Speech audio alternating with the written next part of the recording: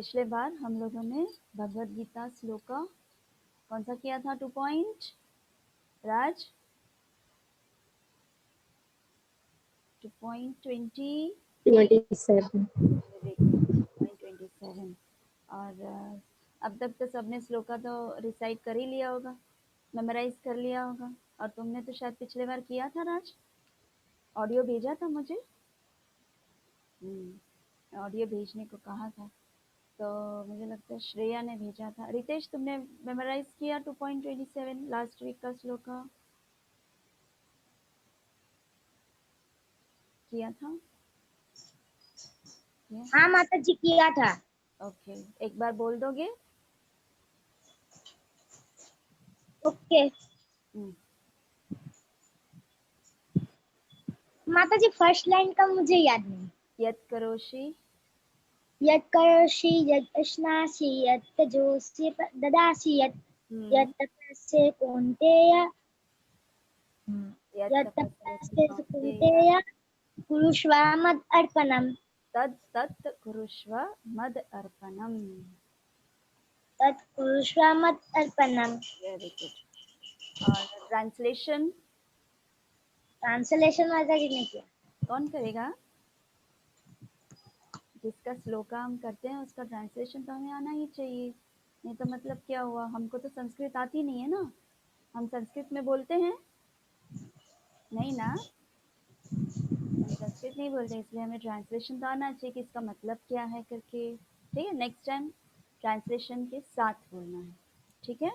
हमेशा जो भी श्लोका दे उसका ट्रांसलेशन आप लोगों को समझ में भी आना चाहिए और बोलना भी चाहिए, ठीक है? कोई अचानक बाहर का व्यक्ति बोले कि इसका मतलब क्या है मुझे बताओ, ऐसे पूछने से तुम क्या बोलोगे? मुझे नहीं आता, ऐसे बोलोगे? नहीं ना, हमें मालूम होना चाहिए ट्रांसलेशन, ठीक है? राज एक बार बोल दो ट्रांसलेशन के साथ।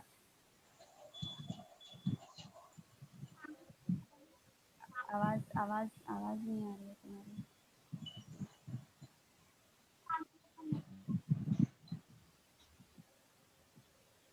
तुम्हारे वहां से आवाज, राज थोड़ा बड़ा करो तुम्हारा। तुम क्या बोल रहे हो?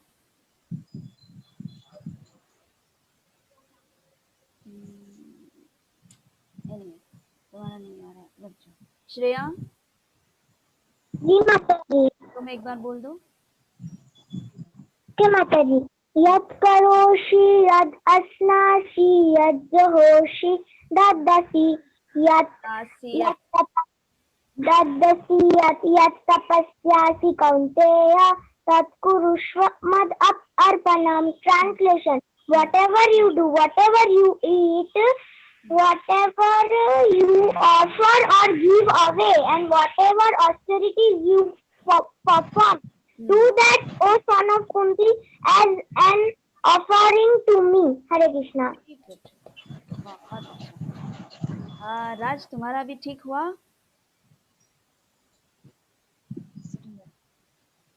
तो ये क्यों आ रहा है? हाँ ठीक है, क्योंकि वो हैंड आ रहा था, हैंड आ रहा है ऐसे, उस वो एरो मार्क ही है। ओके, हाँ अब राज कुछ आ रहा है, आवाज नहीं आ पा रहा है ना तुम्हारा? तुम्हारी आवाज नहीं आ पा रही है।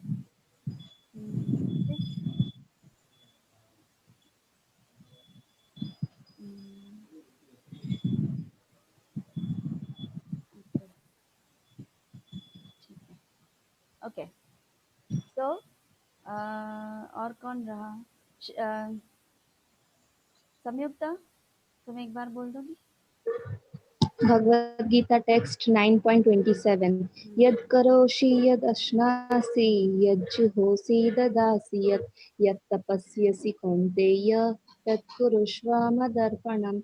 Translation: whatever you do, whatever you eat, whatever you offer or give away, and whatever austerities you perform, do that, O son of Kunti, as an offering to me. Very good, very good. चलो next Sudipta. माता जी श्रेया का right था translation. अच्छा, translation right था, एकदम right था, absolutely right था। कुछ गलत लगा श्रेया? नहीं ना? सुदीप्ता? Yes. आप बोलिए। Bhagavad Gita text 9.27. हम्म यत् करोषि यदश्नासि हम्म यज्जुनोषि ददासि यत् तपस्यासि कौन्तेय तत् कुरुष्व मदर्पणम्। ट्रांसलेशन नहीं किया। ट्रांसलेशन करना पड़ेगा। ट्रांसलेशन किया बिना कैसे चलेगा? ट्रांसलेशन करना पड़ेगा क्योंकि फिर आप ये तो पढ़ लेते हो लेकिन उसका मतलब क्या है बताना तो पड़ेगा ना। इट्स वेरी इजी, सिंपल है। लास्ट टाइम का जो श्लोका था, what ever you eat, whatever you offer, what ever you give, what ever austerities you do, वो आप मुझे अर्पण करो। सिंपल है। ओके, तो श्लोकास के साथ ट्रांसलेशन आवश्यक है। ओके, ठीक है। तो मैं आपके साथ बस लास्ट टाइम का एक बार फटाफट हम लोग रिकैप कर लेते हैं। तो कृष्ण बोलते हैं, whatever you do, whatever you eat, whatever you offer और give away and whatever austerities you perform, do that O son of Kunti as an offering to me. हमने इसमें बहुत कुछ पढ़ा।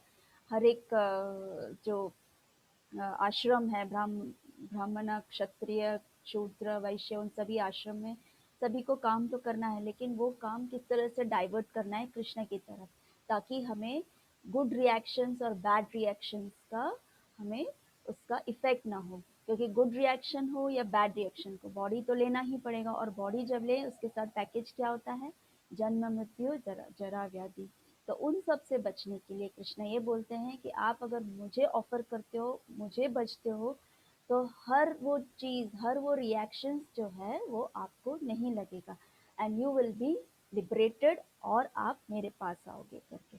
एंड लास्ट में यहाँ पर हमने ये भी पढ़ा कि कृष्ण जो है वो बोलते हैं 9.29 में कि मैं किसी से द्वेष नहीं करता हूँ, ना ही मैं किसी के साथ पार्शियलिटी करता हूँ, मैं सबके साथ इक्वल रहता हूँ, लेकिन जो मेरा भक्त है उनके साथ मैं बहुत ही ज़्यादा उनसे प्रेम करता हूँ, वो मुझ में है, मैं उनमें हूँ करके लास्ट टाइम का हमने ये पढ़ा था। सबको याद है कि सब भूल गए? ठीक है। ओके, तो आज हम इस बार हम कंटिन्यूशन कर रहे हैं।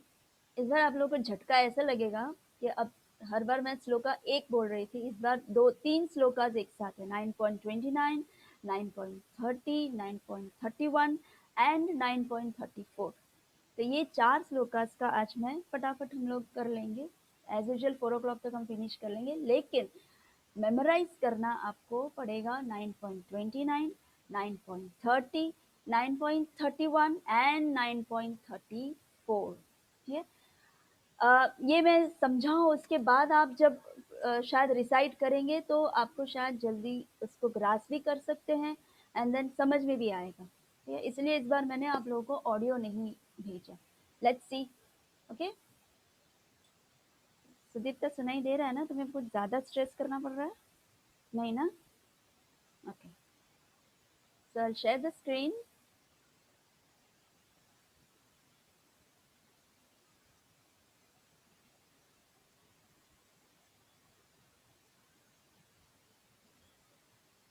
Yes.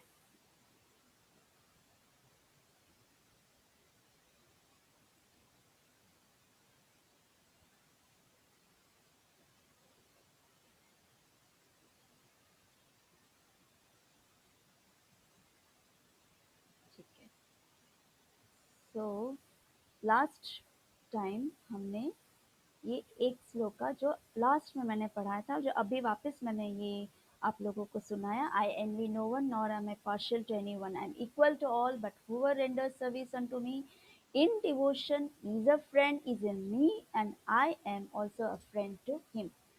So this is Bhagavad Gita 9.29. What is it? Samoham sarvabhuteshu न मे द्वेष्योऽस्ति न प्रियः ये भजन्ति तु मां भक्त्या मयि ते तेषु चाप्यहम्। चाप्यहम, चाप्यहम। सो कृष्ण यहाँ के समोहम सर्वभूतेषु, मैं सबके साथ इक्वल रहता हूँ। न मैं द्वेष्योस्ति न प्रियः, ना मैं किसी से द्वेष करता हूँ और ना ही मैं किसी से पार्शलिटी करता हूँ। ये भजन्ति तु माम भक्त्या, ये भजन्ति जो मुझे भजता है, जो मेरी भक्ति करता है, मयि ते तेषु चाप्यहम, मैं उसमें बसता हूँ, वो मुझ में बसता है। कैसे? As a friend. It's so easy, right? It's very easy. मेरे साथ ही एक बार आप लोग भी अपने तरीके से वहां से बोल लीजिए। आप सबको स्क्रीन दिख रहा है, राइट? ओके, मेरे साथ बोलेंगे।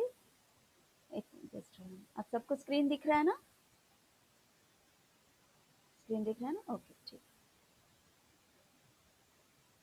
मेरे साथ बोलिए। समोहम सर्वभूतेषु न मे द्वेष्योऽस्ति न प्रियः, ये भजन्ति तु मां भक्त्या, मयि ते तेषु चाप्यहम्। एक और बार बोल लेते हैं। समोहम सर्वभूतेषु न मे द्वेष्योऽस्ति न प्रियः, ये भजन्ति तु मां भक्त्या, मयि ते तेषु चाप्यहम्। इजी, वेरी इजी, बहुत सिंपल है, बहुत जल्दी समझ में आ जाएगा, है ना? एक बार हम ट्रांसलेशन कर लेंगे।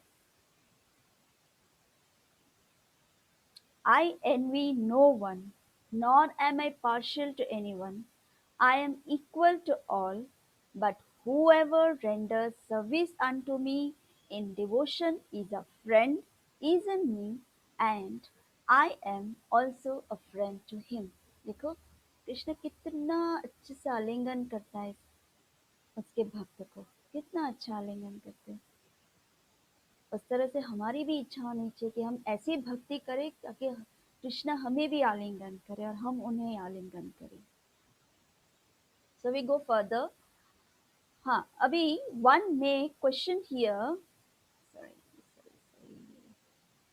one may question here that if Krishna is equal to everyone and no one is his special friend, then why does he take a special interest in the devotees who are always engaged in his transcendental service?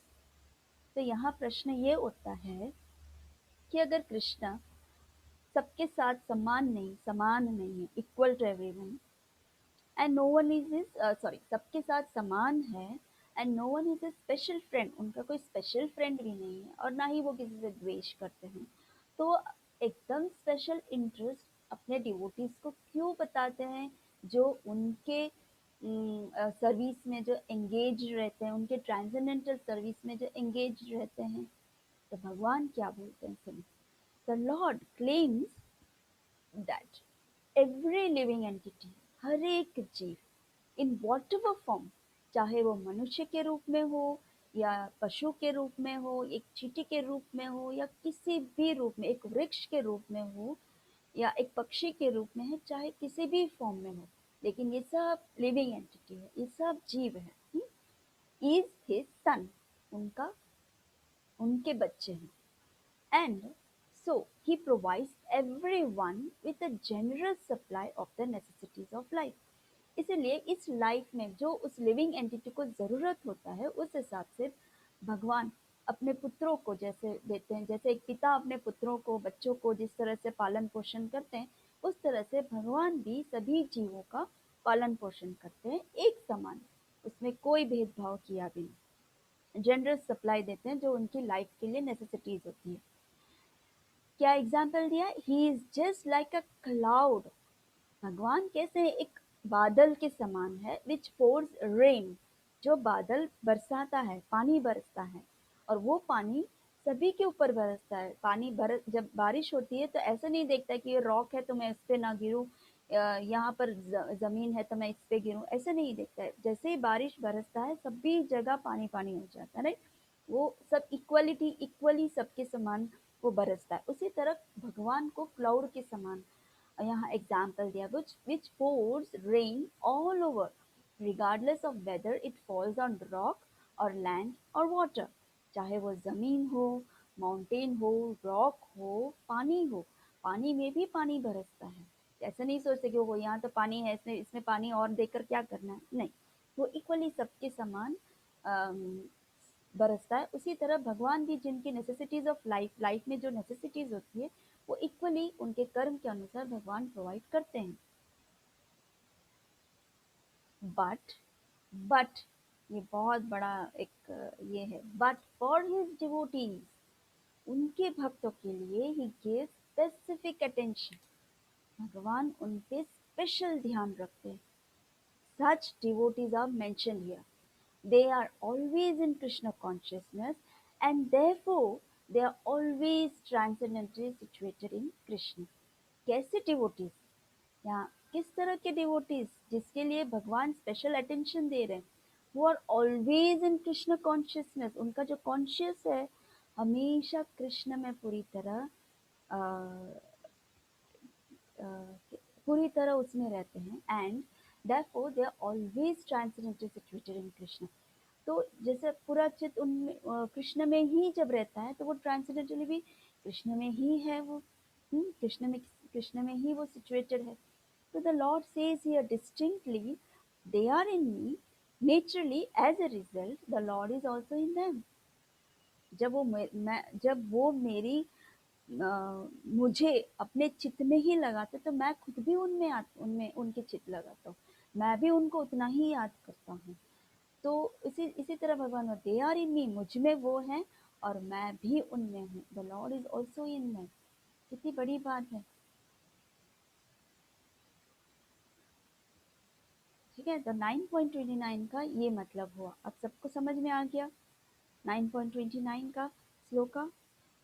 मैंने बहुत shortly लिया है लेकिन सीधा सीधा simply आपको समझ में आ जाए इजीली, उस तरह से शॉर्टली लिया है, ठीक है, आपको समझ में आएगा। और ये श्लोक आपको रिसाइट करना है, तब हम सर्वभूतेषु वाला। नेक्स्ट 9.30,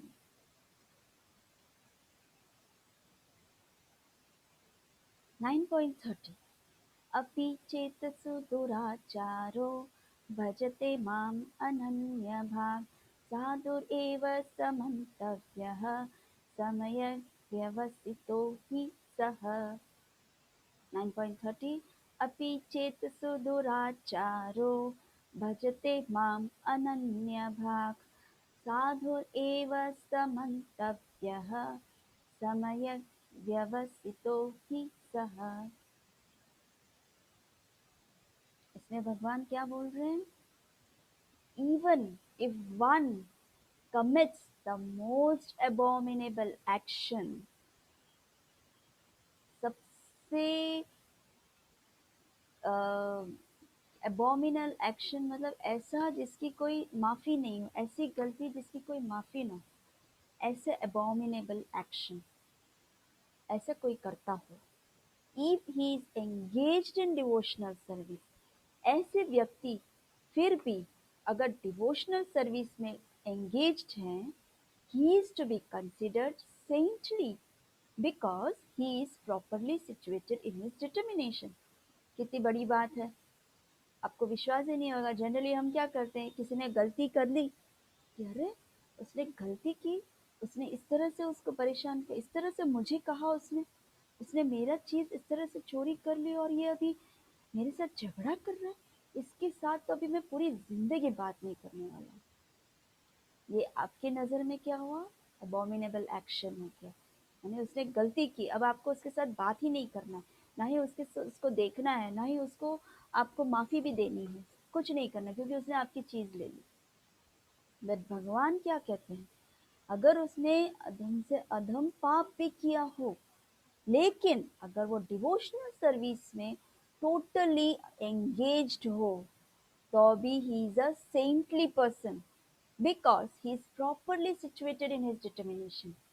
मतलब जो भक्ति वो करता है, वो भक्ति में वो अटल है, उसको कोई शंका नहीं है, उसको कृष्ण पे पूर्ण विश्वास है।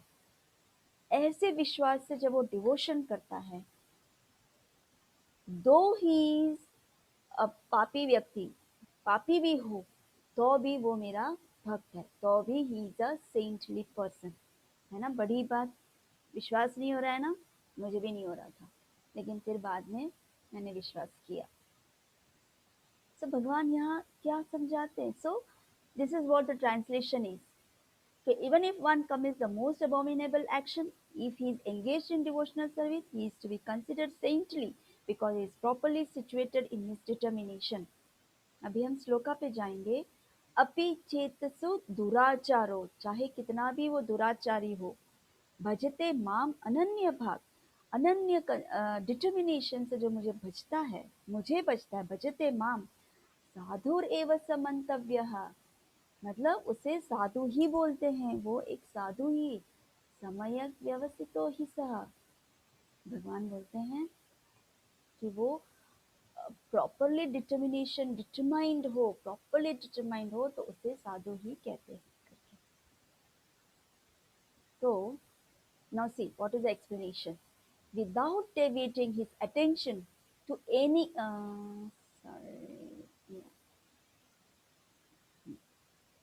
right, without deviating his attention to any other demigod or any other business, if one is simply sent person engaged in my service, and if his character is not to the standard, still Krishna says he is a sadhu. अब इसका explanation दिया है कि एक व्यक्ति जो अपने attention को, अपने माइंड को डेमीगॉड्स, हमने ऑलरेडी पढ़ा है डेमीगॉड्स के बारे में कि डेमीगॉड्स भी भगवान के ही शरण में है, राइट। देवी देवताएं भी भगवान के ही शरण में, लेकिन वो मटेरियल इच्छाएं पूरी करते हैं। लेकिन जब मटेरियल इच्छा पूरी करते हैं, जैसे मान लो कि आपने एक देवता से या फिर एक एग्जाम्पल शिव जी से या दुर्गा माँ से या गणेश जी से, वॉट एवर डेमीगॉड से, आपकी बहुत तीव्र इच्छा है कि कैसे भी करके मुझे ये चीज़ चाहिए, मटेरियल चीज़ है। जब आप इसकी इच्छा करते हैं तो बोलते हैं गणेश जी मुझे प्लीज़ ये ला दो, मुझे ये चीज़ ये कर दो, प्लीज़ ये कर दो, प्लीज़ ये कर दो, ये आप करेंगे तो मैं एक नारियल तोड़ दूंगा, ये आप करेंगे तो मैं इतने लोगों को मोदक खिलाऊंगा, मैं आपको अच्छे अच्छे लड्डू खिलाऊंगा। आप बिजनेस करते हैं, राइट, ओके। गणेश जी ने सुन लिया, गणेश जी ने सुन लिया, आपको दे भी दिया, आपको दे दिया, मतलब उनका बिजनेस फिनिश्ड, उनका वहां पर काम समाप्त। तो जो आपको दिया है उसका फिर दूसरा रिएक्शन आता है, फिर उसका आपको आपने उससे उस कर्म से आपने क्या किया, उस चीजों से जो भी आपने मांगा उसमें से कोई कर्म नया उत्पन्न होता है, कोई पाप नया उत्पन्न होता है। एंड देन अगेन आपको, जैसे हमने पिछले इसमें पढ़ा कि bad reaction, good reaction, body लेना पड़ेगा, जन्म मृत्यु जरा व्याधि में फंसना पड़ेगा, और फिर किसी प्लैनेट्स में जाना पड़ेगा, वो सब करना पड़ेगा। डेमीगॉड्स इतना तक ही उनकी लिमिटेशंस है। लेकिन कृष्ण क्या है, आप कृष्ण से मांगते हैं, कृष्ण ने कभी दे भी दिया। कृष्ण ने सोचा कि ये मांग तो रहा है, मैं देने से ना नहीं बोल रहा हूँ, लेकिन अगर मैं ये दूंगा तो इसको आगे जाके ये तकलीफ तो नहीं होगी ना, और अगर इसको ये तकलीफ होगी तो मेरे से बर्दाश्त नहीं होगा। अभी मैंने दे दिया उसको, जैसे अब छोटा बच्चा होता है, एक छोटा बच्चा होता है, जैसे एक छोटे बच्चे को बहुत जिद करता है कि मुझे ये चाहिए चाहिए चाहिए चाहिए करके। अगर माँ को ठीक लगता है कि हाँ इसको ये देने जैसा है तो इमीडिएटली माँ दे देती है। लेकिन अगर माँ को लगता है कि नहीं ये ठीक नहीं है, तो चाहे वो कितना भी रोए, कितना भी अपने आप को वो इतना जिद करे, पछाड़े, मारे, इधर उधर उधर इधर, माँ को भी मारे, ये करे वो करे, लेकिन उसे नहीं मिलता है। लेकिन उसके लिए अच्छा है, बिकॉज बाद में क्या होता है कि वो जो चीज़ है वो रियलाइज करते हैं कि ओ ये मेरे लिए अच्छा नहीं था, अच्छा ही वो मुझे नहीं मिला, ऐसा होता है। तो कृष्णा हमारे इस तरह से हमें हमारा ध्यान रखते हैं कि हमारे लिए क्या अच्छा है, हमारे लिए क्या बुरा है, वो सोचता है। वेयर एज डेमीगॉड वो नहीं सोचते। तुमने मांगा, दे दिया, उन्होंने दे भी दिया तुम्हें, लेकिन उसके बाद जो रिएक्शंस होंगे उससे वो हम नहीं जानते। वो उसका उसका वो रिस्पॉन्सिबिलिटी नहीं लेते, वह कृष्ण रिस्पॉन्सिबिलिटी लेता है। एक गाड़ी है, तुमने एक गाड़ी मांगी, वो गाड़ी आपको एक डेमीगॉड ने दे दी, एक देवी देवता ने दे दिया। अब उसके बाद उनका काम हो गया, वो चलेगा। अब क्या होगा कि ऐसा होगा कि ये गाड़ी तो आ गया, लेकिन इस गाड़ी से इसका इस जगह पे एक्सीडेंट होना निश्चित है, इस जगह पे एक्सीडेंट होना निश्चित है।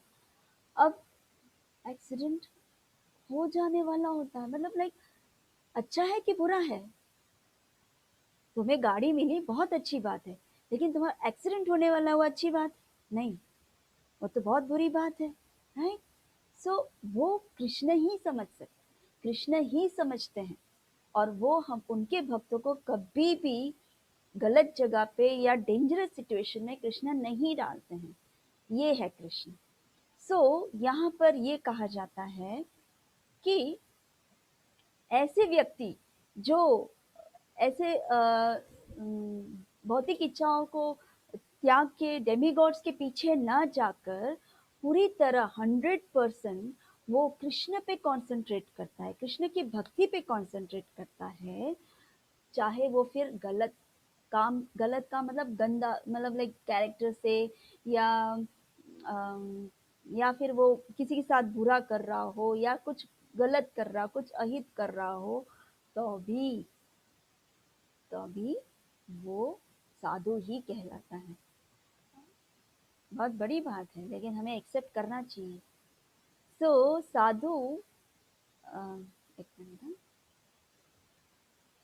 हाँ श्रेया कुछ बोलना है, हैंड्स रेज किया, बोलो। जी माता जी, डिटर्मिनेशन का मतलब क्या होता है? डिटर्मिनेशन मतलब एकदम चुस्त, फोकस्ड, ये करना ही है। जैसे तुम्हें मैथ्स में 99 आउट ऑफ 100 लाना ही है, कुछ भी करो मुझे लाना ही है, दैट इज डिटर्मिनेशन।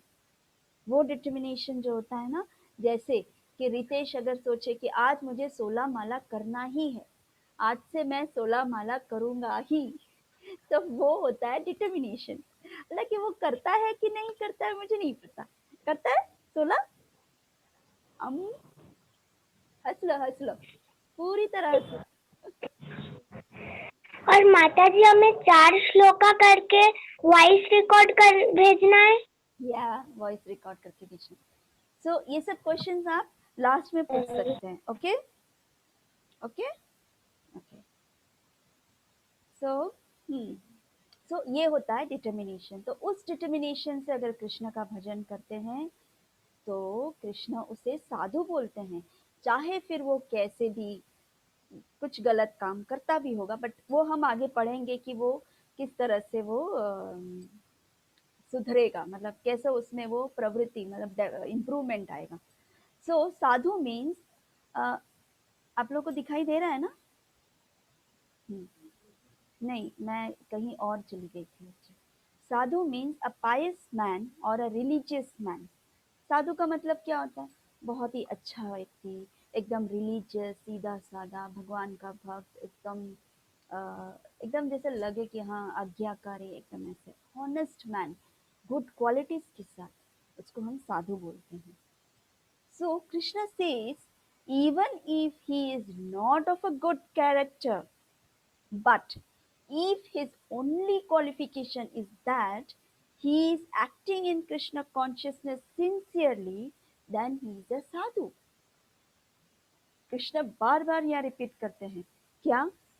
प्रभुपाद बोलते हैं कि even if is not of a good character, किसी को परेशान करता है, कुछ गलत करता है, हमें पता चलता है कि वो गलत कर रहा है, ये सही नहीं है, बट अगर उसके पास एक क्वालिफिकेशन, एक बहुत ही पॉजिटिव क्वालिफिकेशन है कि वो कृष्ण कॉन्शियस में बहुत ही पॉजिटिवली एक्ट कर रहा है, बहुत सिंसियरली एक्ट कर रहा है, तो फिर उसे साधु कहते हैं। ऐसा कृष्ण स्वयं कहते हैं। जब कृष्ण स्वयं कहते हैं तो कौन उनका ये कर सकता, अवेलना कर सकता है? If a person has a bad nature from the beginning of his life and he understands Krishna consciousness, he will try to become the best ultimately. जैसे कि एक व्यक्ति है, उसमें बहुत सारी बुरी आदतें हैं, उसे पता चलता है कि वो बुरी आदतें, जैसे फॉर एग्जाम्पल गुस्सा, एक व्यक्ति को बहुत हर छोटी छोटी बातें बहुत गुस्सा आता है, बहुत गुस्सा आता है, और वो फटाक से किसी को बोल देता है और सामने वाले को बुरा लग जाता है, तो वो गलत हो गया है ना। तो हम दूसरा व्यक्ति अगर कोई समझेगा ये कितना ये है, इसको समझ में भी नहीं आता है, कृष्ण कॉन्शियस भक्ति करता है, ऐसे माला करता है, ऐसी भक्ति करता है, ऐसी सेवा करता है, लेकिन इसका तो ये गुस्सा जा ही नहीं रहा है, लोगों को हर्ट कर रहा है, तो ये उसका गलत हुआ, ये उसने अपराध कर लिया, बैड नेचर हो गया।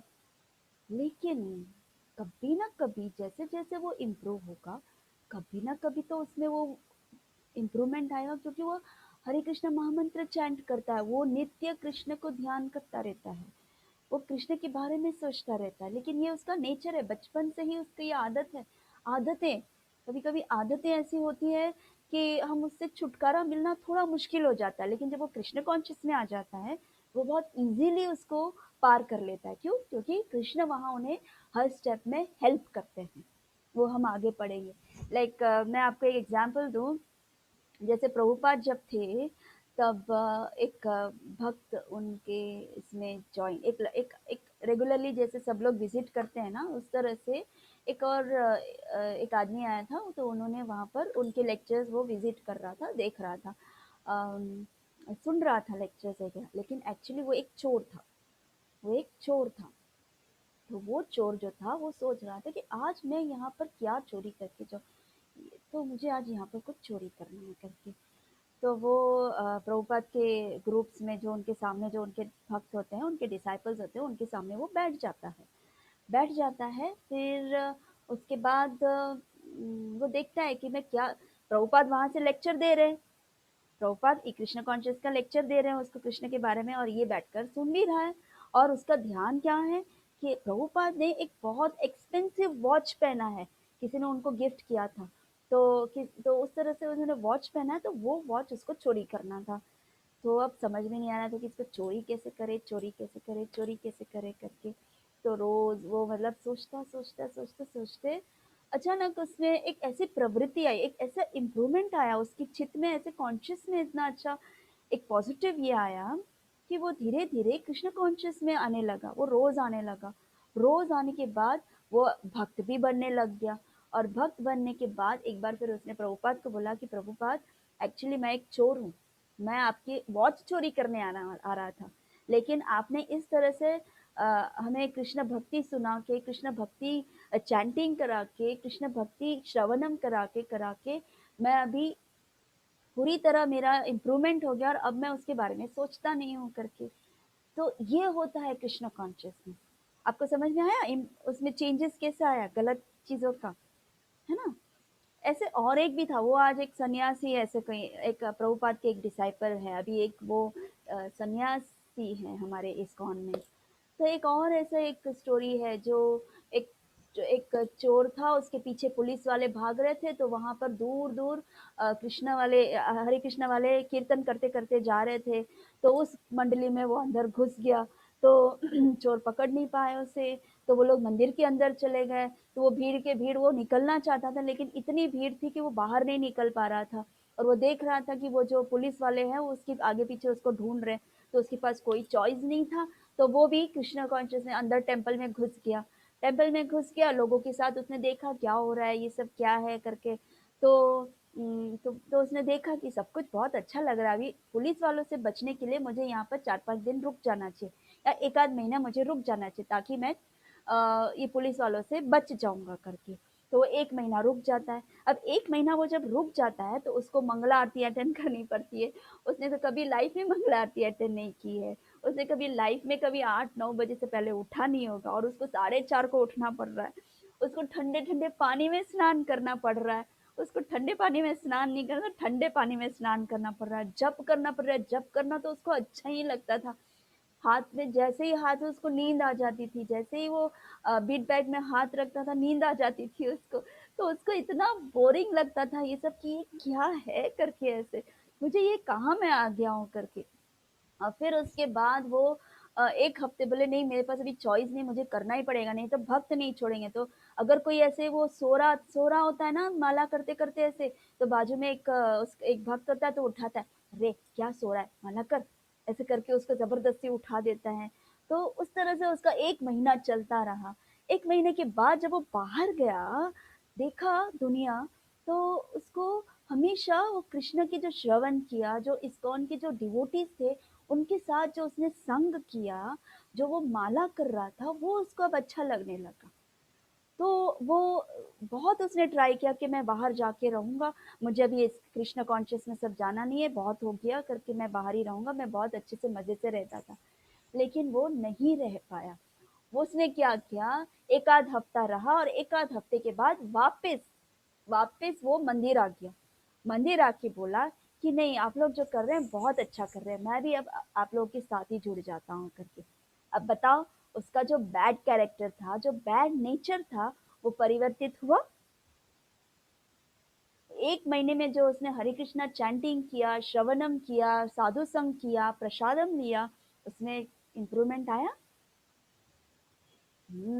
तो कृष्ण यही बोलते हैं कि चाहे वो शुरुआत में ऐसा है, लेकिन उसमें फर्क आएगा, ऐसे बोल रहे। Krishna says maybe his habits are not good, he is not a sadhu, he is not an honest man, he is not a religious man, but he is acting sincerely in Krishna consciousness, he is a sadhu। अगर वो ये सब भी गुण, ये सब अवगुण भी होने के बाद भी अगर वो चैंटिंग कर रहा है, अगर वो भक्ति कर रहा है मेरा, तो भी वो साधु है। जैसे यहाँ पर आप एक पिक्चर देख रहे हैं, आप सभी को दिख रहा है ये पिक्चर, ये देख रहे हैं, यहाँ विष्णुदूत है और यहाँ यमदूत है। यमदूत देखा कितने भयानक हैं, और ये विष्णुदूत है, देखो कितने विष्णु। हम जब जाएंगे हमारा शरीर छोड़ के, तब हमारे पास विष्णुदूत आएंगे हमें लेने के लिए। क्यों? क्योंकि हम कृष्ण डिवोटी हैं। हमने पिछले बार यमराज के इसमें पढ़ा था, आप लोगों को याद हो तो महाजनों में हमने यमराज के पूरा डिस्क्रिप्शन में पढ़ा था कि यमदूत जो है वो कृष्ण के डिवोटीज को छूते भी नहीं है। सो यहाँ पर जो ये अजामिल है, ये है अजामिल, ये यमदूत जो हैं वो उसकी आत्मा को गले से बांध के उसको खींच के लेने की, लेकर जाने की कोशिश कर रहे हैं। और ये यमदूत हैं उनको धमकी दे रहे हैं, क्योंकि यमदूत जो हैं, सॉरी कृष्ण दूत जो हैं, विष्णु दूत, वो यमदूतों को धमकी दे रहे कि छोड़ दो उसे, तुम्हें कोई अधिकार नहीं है उसको लेकर जाने का। यमदूत डरते हैं उनसे, किसने? विष्णु दूत से, और छोड़ के चले जाते हैं। तो इसका ये स्टोरी है कि अजामिल नाम का एक भक्त था।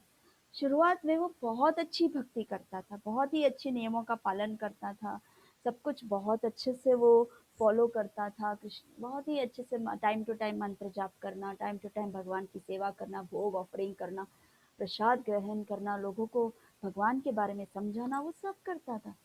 अचानक किसी कारणवश उसे एक स्त्री पसंद आ गई। ये ऑलरेडी शादीशुदा था, ही वॉज ऑलरेडी मैरिड। तो और उसको अचानक एक स्त्री पसंद आ गई। तो जब वो स्त्री पसंद आई तो उसके पीछे पीछे वो मोहित हो गया, और उसके पीछे जाते जाते उसने बोला कि मुझे तुमसे शादी करनी है करके।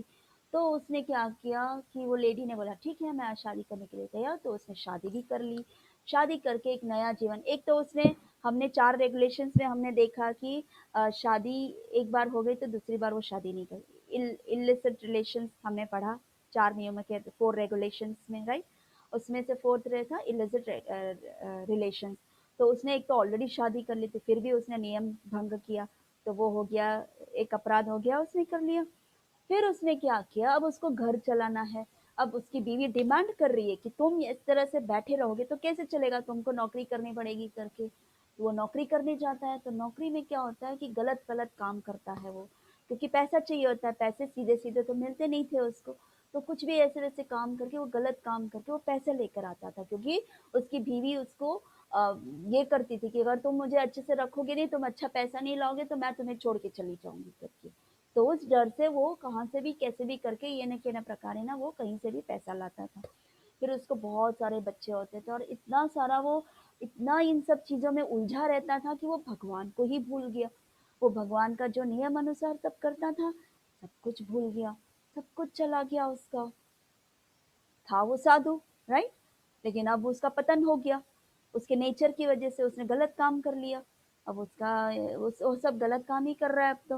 लेकिन कृष्ण ने उसे नहीं छोड़ा, कृष्ण ने अभी उसको छोड़ा ही नहीं है।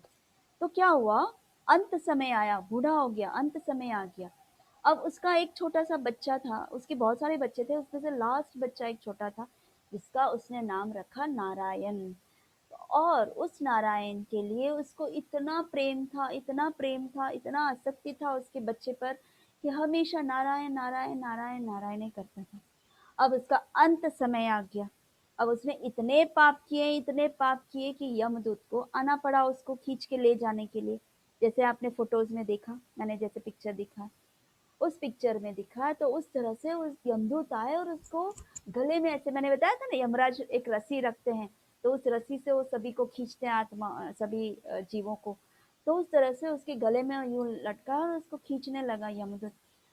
अचानक डर के मारे, यमदूत एक्चुअली बहुत डरावने होते हैं, तो लोग डर जाते हैं उनको देखकर, हमने वो भी पढ़ा। सो माता जी वो वाला पिक्चर बताइए ना। हाँ,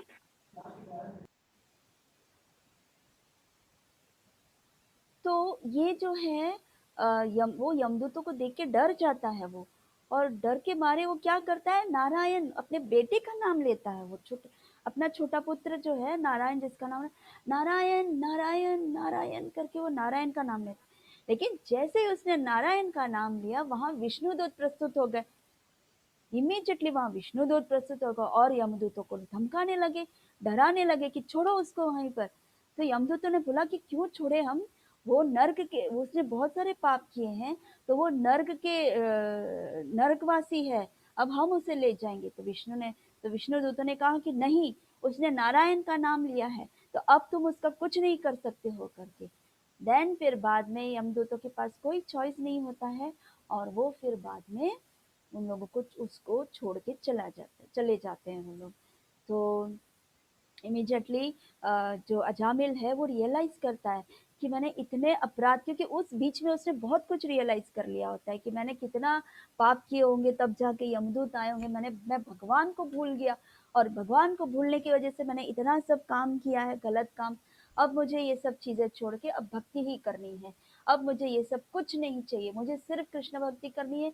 जो मैं करता था वो वापस मैं करना चाहता हूँ, बहुत चित्त मन से लगाकर, मन लगाकर, विथ डिटर्मिनेशन मैं ये करना चाहता हूँ, और मैं वापस कृष्ण लोक जाना चाहता हूँ। वापस वो उसको कृष्ण, जो विष्णुदूत हैं, उनको फिर और बहुत समय देते हैं कृष्ण भक्ति करने के लिए। और फिर वो कृष्ण भक्ति इतना अच्छे सा करता है, उनको फिर विष्णुदूत, उनको उनके वाहन आता है, विष्णुदूत के वाहन में आते हैं, और प्लेन आता है, और उनको ले जाते हैं विष्णु लोक। तो ये है कहानी। तो कहानी में क्या हमने सीखा, हमने ये सीखा कि चाहे वो फॉल डाउन भी हो जाता है, उससे गलतियां हो जाती, वो गलत कैरेक्टर का हो, गलत ये हो, लेकिन कृष्ण उसे भूलते नहीं है, कृष्ण उसे छोड़ते नहीं है। सो ये इसमें इसमें हमें क्या पता चलता है कि कृष्ण देखो हमें कितना केयर करते हैं। यही चीज अगर हम डेमी गॉड्स के भक्त होते, दुर्गा मैया का या शिव जी के भक्त होते, या किसी ऐसे प्रकार के भक्त होते, तो हमें कोई नहीं बचा पाता, वो भी नहीं बचा पाते, क्योंकि वो यमदूत के पास ही गया होगा अजामिल। अगर उसने कृष्ण की भक्ति नहीं की होती और देवी देवताओं का भक्ति किया होता, तो यमदूत ही उसे ले जाते, क्योंकि यहाँ पर विष्णु दूतों ने आके उसकी रक्षा की, वहां पर कौन आएगा उसकी रक्षा करने। वो जब पाप करता है, पाप पुण्य के बंधनों में वो फंस जाता है, तो वहां पर देवी देवताएं भी कुछ नहीं कर पाती है ना। यहाँ पर लेकिन अजामिल को अपॉर्चुनिटी देते हैं भगवान की, ठीक है मैं तुम्हें चांस देता हूँ दोबारा, तुम और इतने साल जो, और इतने सालों में तुम भजो मुझे करके।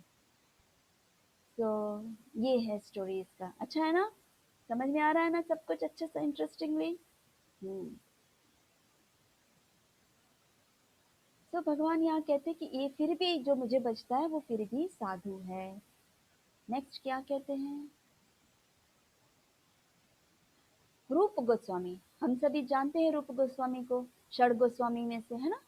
रूप गोस्वामी, सनातन गोस्वामी, जीव गोस्वामी, रघुनाथ भट्ट गोस्वामी, गोपाल भट्ट गोस्वामी, रघुनाथ दास गोस्वामी, हम सभी षड गोस्वामी को जानते हैं, हमने देखा है, दर्शन किया है दामोदर मंदिर में रूप गोस्वामी को, तो वो हमारे आचार्य में से एक आचार्य है। वो क्या बोलते हैं, येन तेन प्रकारेण मनः कृष्ण निवेशयेत्, मतलब एक भक्त की ड्यूटी क्या होती है। First business is somehow or other people should be Krishna conscious. हम जब प्रचार करने जाते हैं, हम उस वक्त ये नहीं देखते हैं कि वो कैसा व्यक्ति है, लेकिन जब वो इंटरेस्ट लेता है उस पर्टिकुलर भगवत गीता में या भक्ति में, तो हम इमीडिएटली उसको कृष्ण के बारे में बताने की कोशिश करते हैं।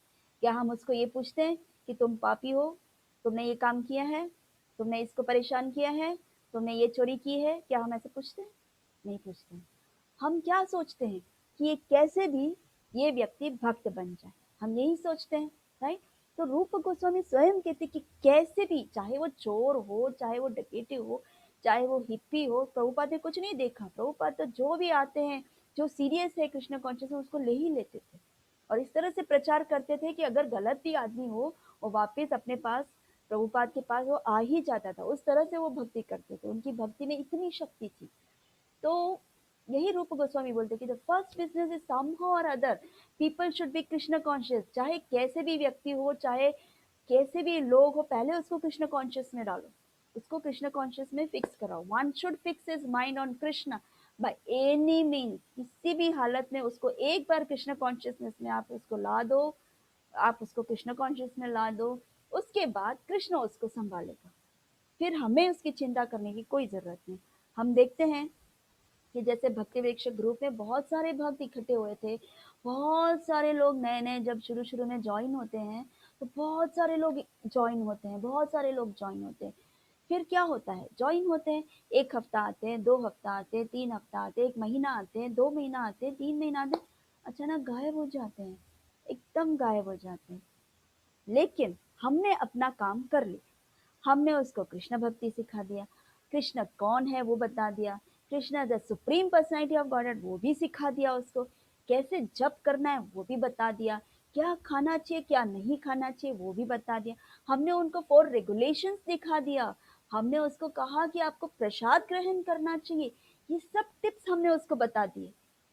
क्या उसने सुन लिया, उसके चित्त ने उसको सुन लिया, उसने छोड़ दिया।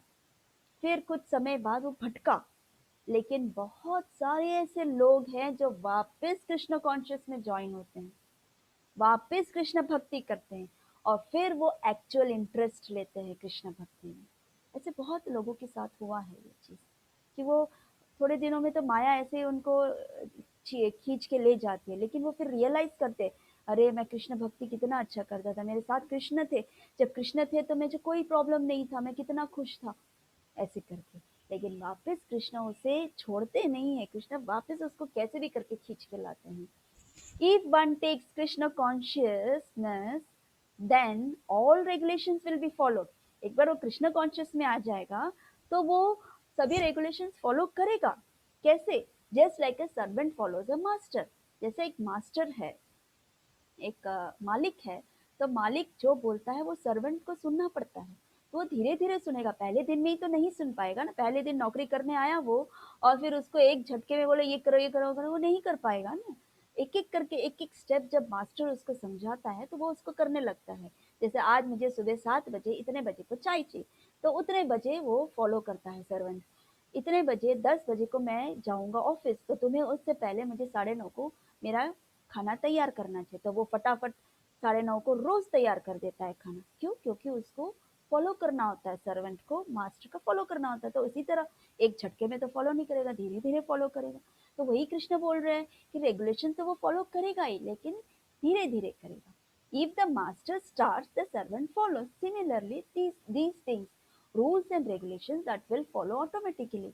एक बार जब वो कृष्ण कॉन्शियस में आ जाएगा, धीरे धीरे वो भक्त बन जाएगा। और इन द नेक्स्ट श्लोका, उसके बाद का जो श्लोका है, द लॉर्ड सेज क्षिप्रम भवति धर्मात्मा, ये भी आपको मेमोराइज करना है, हम आगे नीचे पढ़ेंगे। Because he has taken to that Krishna consciousness, very soon he will be perfect pious man. This process will help him. अगर वो कृष्ण कॉन्शियस में आ जाता है तो जैसे मैंने आपको बताया कि जैसे एक बॉडी मिल जाता है, उसके साथ एक पैकेज हो जाता है, जन्म मृत्यु जरा व्याधि, है ना, birth, death, old age, disease, ये चारों जो होता है वो पैकेज के साथ आ जाता है। उसी तरह जब कृष्ण कॉन्शियस में आ जाता है तो वो धीरे धीरे उसके साथ पैकेजेस होता है कि इसको ये छोड़ना पड़ेगा, इसको ये चढ़ना पड़ेगा, इसको ये करना पड़ेगा, इसको वो करना पड़ेगा, और वो करेगा ही, ऑटोमेटिकली वो करेगा ही, उसको कोई मेहनत नहीं करनी पड़ती है। That is what Krishna says. Because he has taken to that Krishna consciousness, very soon he will be perfect, pious man. वो बहुत जल्द एक बहुत अच्छा व्यक्ति बनेगा। ये प्रोसेस, कृष्ण कॉन्शियस जो प्रोसेस है, चैंटिंग करना, मंगला उठना, आरती करना, भोग तैयार करना, फिर उसके बाद बुक्स पढ़ना, ये सब जो प्रोसेस है वो उसे जरूर हेल्प करेगा, क्योंकि कृष्ण बोलते हैं और ये होगा। कृष्ण जब बोलते हैं तो सत्य है। हाँ, तो अब ये जो श्लोका है देखो, क्षिप्रम भवति धर्मात्मा शाश्वत शांतिम निगच्छति कौन्तेय प्रतिजानीहि न मे भक्त प्रणश्यति।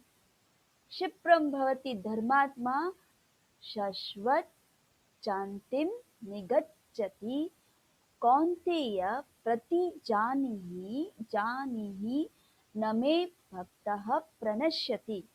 इसका मतलब देखो, he quickly becomes righteous and attains lasting peace।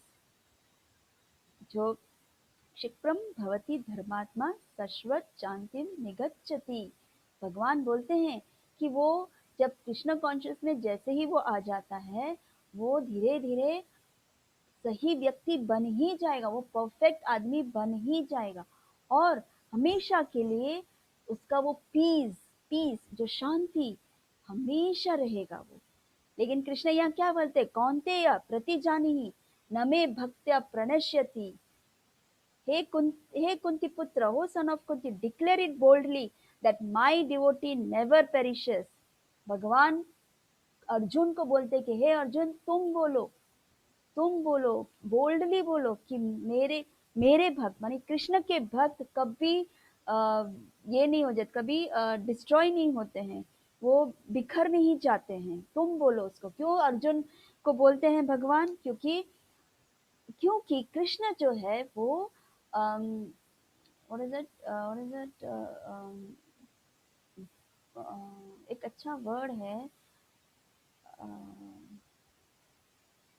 I am forgetting that word, कि वो भक्त के लिए कुछ भी कर सकते हैं, और अगर उनके शुद्ध भक्त जब वो बोलते हैं तो उसको वो कभी टालते नहीं है, चाहे उनके लिए उसका उनका खुद का प्रॉमिस उनको तोड़ना पड़े।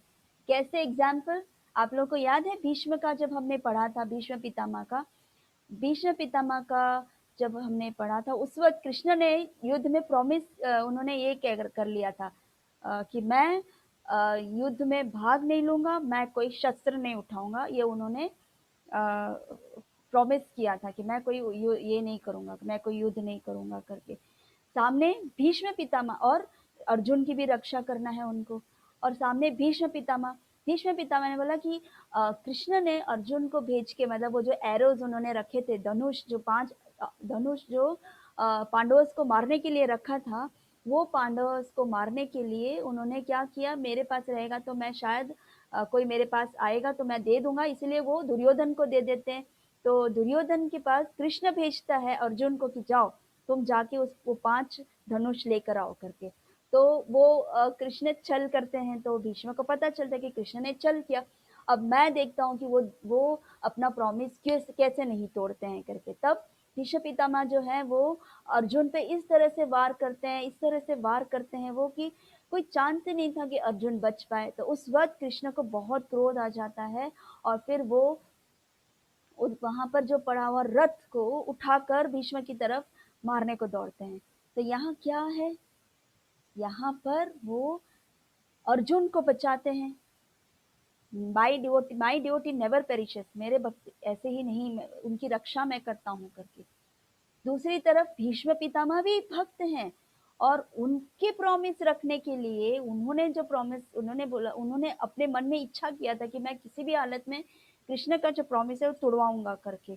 तो कृष्ण अपना प्रॉमिस तोड़ते हैं सिर्फ अपने भक्तों के लिए, जस्ट बिकॉज कि वो उनसे बहुत भक्ति करते हैं भीष्म पितामह, और अर्जुन उनसे बहुत भक्ति करता है, उनसे प्रेम करता है, इसलिए कृष्ण अपना सब कुछ छोड़ देते हैं कि मेरा प्रॉमिस कुछ भी नहीं है मेरे भक्तों के सामने, मैं अपने भक्तों से बहुत प्रेम करता हूँ, मेरे लिए मेरे भक्त जो है मेरे लिए वो इम्पोर्टेंट है, दूसरा मेरा जो मैंने जो बोला वो सब इतना इम्पोर्टेंट नहीं है। इसलिए वो अर्जुन को बोलते कि अर्जुन अगर तुम बोलोगे तो मैं ये जरूर करूंगा, मैं पीछे नहीं हटूंगा। ऐसे वो बोलते कि declare it boldly that my devotees never perishes. समझ में आया? अच्छे से समझ में आया? कहीं कोई डाउट है? नहीं ना? ओके, सो ये है भीष्म पितामह का। यहाँ पर देखो जैसे इवन प्रहलाद महाराज को कितनी तकलीफें थी, हमने महाजन में उनका भी पढ़ा, इसलिए मैं ज्यादा तो डिटेल में नहीं, जो हमने भीष्म पितामह के भी पढ़ा, हमने प्रहलाद महाराज का भी पढ़ा। प्रहलाद महाराज के पिता कितना उन्हें परेशान करते थे जस्ट बिकॉज वो कृष्ण भक्ति करते थे, लेकिन उनकी कृष्ण भक्ति, उनकी विष्णु भक्ति इतनी स्ट्रांग थी, इसको कहते हैं श्रेया डिटर्मिनेशन। प्रहलाद ने जो किया था उसको कहते हैं डिटर्मिनेशन। किसी भी हालत में, किसी भी अवस्था में वो अपनी भक्ति नहीं छोड़ी, उन्होंने अपनी भक्ति, कृष्ण भक्ति या विष्णु भक्ति उन्होंने नहीं छोड़ा। उन्हें बहुत तकलीफ हुई थी, उन्हें पॉइजन खिलाया उन्होंने, उसके पिता ने उनको रॉक से नीचे गिराया, उनको सर्प के बीचों बीच डाल दिया था, उनको कितनी सारी यातनाएं उनको झेलनी पड़ी, लेकिन एक पग भी पीछे नहीं हटा, क्योंकि उसको पूरी तरह 100% सिर्फ और सिर्फ कृष्ण के ऊपर विश्वास था, और कृष्ण की भक्ति में ही वो ज्यादा विश्वास करते थे। और हमने देखा कि हर स्टेप पे कृष्ण ने उसको हेल्प किया है, हर स्टेप पे विष्णु ने उन्हें प्रोटेक्ट किया है। तो इसलिए वहां भगवान कहते हैं कि माई डिवोटीज नेवर पेरिशेस, मेरे डिवोटीज को मैं कुछ होने ही नहीं देता हूँ। सो अंत में क्या होता है, नरसिंहदेव प्रकट हो जाते हैं, हिरण्यकशिपु को मार देते हैं, और बहुत समय तक उनको ये क्रोध रहता है, उनको बहुत समय तक उन्हें उनका कोई क्रोध शांत नहीं कर पाता है। उनका क्रोध क्यों होता है? जस्ट बिकॉज कि उनके भक्त प्रहलाद को इतनी सारी परेशानियां झेलनी पड़ी, इतनी सारी परेशानी जो भगवान नहीं सहन कर सकता था, इसलिए वो गुस्से में बहुत रोर करते थे। नरसिंह देव के अवतार में वो इतने बहुत ही ज्यादा रुद्र होके बहुत ज्यादा क्रोध में, और जब तक प्रहलाद ने उन्हें शांत नहीं किया तब तक वो शांत नहीं हुए। तो ये है, इसीलिए भगवान ये कहते कुंती पुत्र तुम बोलो कि मेरे भक्त कभी उनका नष्ट नहीं होता है, मैं उनको स्वयं प्रोटेक्ट करता हूँ। हम लोग कितने भाग्यशाली हैं कि हम कृष्ण के भक्त हैं, हम कितने भाग्यशाली हैं कि हमें ऐसे माता पिता मिले हैं जो हमें कृष्ण भक्ति में हमें कृष्ण दिखाया, कृष्ण कौन है हमें बताया। अगर वो नहीं होते तो हम कैसे आते, अगर वो माया में होते तो हम कैसे आते कृष्ण भक्ति में, है ना? तो we should be always thankful to the lord and to your parents कि हमें कृष्ण हमें कृष्ण कौन है बताया, और हम बहुत ही सेफ हैं। अब हमें कोई भी कुछ भी नहीं कर सकता, हमें कोई हिला भी नहीं सकता है, क्योंकि हम कृष्ण के भक्त हैं, राइट? और कृष्ण यहाँ स्वयं जब बोलते हैं कि मैं मेरे भक्तों की रक्षा करता हूँ, उनका कभी उनके साथ बुरा हो ही नहीं सकता, इससे ज्यादा क्या भगवान बोलेगा? फिर भी हम अच्छे से भगवान की भक्ति नहीं कर पाते हैं। तो हमें भक्ति करनी है डिटर्मिनेशन के साथ कि नहीं, हमें कृष्ण के पास जाना है। So Krishna says, "O son of yes, हाँ, अब ये नेक्स्ट श्लोक है, 9.31 हो गया, राइट? फिर 9.32 में वो क्या बोलते हैं कि यस, कौन शेल्टर ले सकता है? ये भी एक बहुत प्रश्न है, भगवान ने ये भी क्लियर कर दिया कि O son of Pritha, Arjun को बोल रहे हैं, those who take shelter in me, जो मेरे शरण में आता है, though they may be of lower birth, चाहे वो शूद्र ही क्यों ना हो, चाहे वो चांडाल ही क्यों ना हो। चांडाल किसको कहते हैं? कास्ट है। चांडाल किसको कहते हैं? जो लोवेस्ट में लोवेस्ट होते हैं। कैसे? वो लोग कुत्तों कुत्तों को मार कर खाते हैं। सबसे लोवेस्ट कास्ट वो होता है जो कुत्ते को मार कर खाते हैं। कुत्ता जो होता है वो खुद ही एक लोअर कास्ट, लोअर जन्म है, वो लोवेस्ट बर्थ है, बर्थ। इतना इतने ऐसे उसने पाप किए होंगे कि वो कुत्ते का जन्म उसने लिया होगा। वो खुद ही एक लोवेस्ट बर्थ है, और उस लोवेस्ट बर्थ को खाने के लिए एक चांडाल जो होते हैं वो उसे खाते हैं। तो वो बहुत ही ज्यादा नीच नीच जात के हैं, कास्ट के हैं। ऐसे लोग भी अगर मुझे बचते हैं, अगर मेरी भक्ति करते हैं, तो भी वो साधु कहलाते हैं, तो भी वो मेरे भक्त कहलाते हैं। देखो कौन बोलेगा ऐसा? कैसे लोग? विमन, वैश्यस, विमन नारी, वैश्यस हम जानते हैं, ब्राह्मण, क्षत्रिय, वैश्य जो बिजनेस करते हैं, अलग अलग प्रकार के बिजनेस करते हैं, वो भी लोअर कास्ट से ही आता है। सबसे हाईएस्ट कास्ट है ब्राह्मण और क्षत्रिय, उसके बाद उससे लोअर कास्ट है वैश्य, और वैश्य से भी लोअर कास्ट होता है शूद्र, और शूद्र से भी लोअर कास्ट होता है चांडाल। तो ये जो वैश्य है वो मर्चेंट्स जो बिजनेस करते हैं, और शूद्र जो वर्कर्स, कोई भी किसी भी तरह का, जो चाहे जो पब्लिक टॉयलेट साफ करते होंगे, जो गटर्स में जो गटर्स होते हैं, उस गटर्स के अंदर जाके उसमें काम करना, वो सब शूद्रस करते हैं। जो हम कूड़े फेंकते हैं, जो कचरा हम फेंकते हैं, उन कचरों को उठा के वो ऐसे जगह पे डालते हैं कचरों को एक साथ, और कैन यू बिलीव कि वो कचरा में कितनी गंदी स्मेल आती है, उस गटर में कितनी गंदी स्मेल आती है। किसी के पब्लिक टॉयलेट्स, जो पब्लिक बहुत ही बुरी तरह रूडली यूज करते हैं उस चीज और टॉयलेट्स को पूरा गंदा करके रखते हैं, उस टॉयलेट्स को वो साफ करते हैं। ऐसे शूद्रस जो होते हैं, वो शूद्र का काम होता है, ऐसे ही लोग करते हैं। ऐसे शूद्रस भी अगर भगवान का नाम ले ले, कृष्ण का नाम ले ले, कृष्ण की भक्ति करने की अगर इनकी इच्छा हो जाती है, तो अभी उनको सुप्रीम डेस्टिनेशन दे देते हैं भगवान।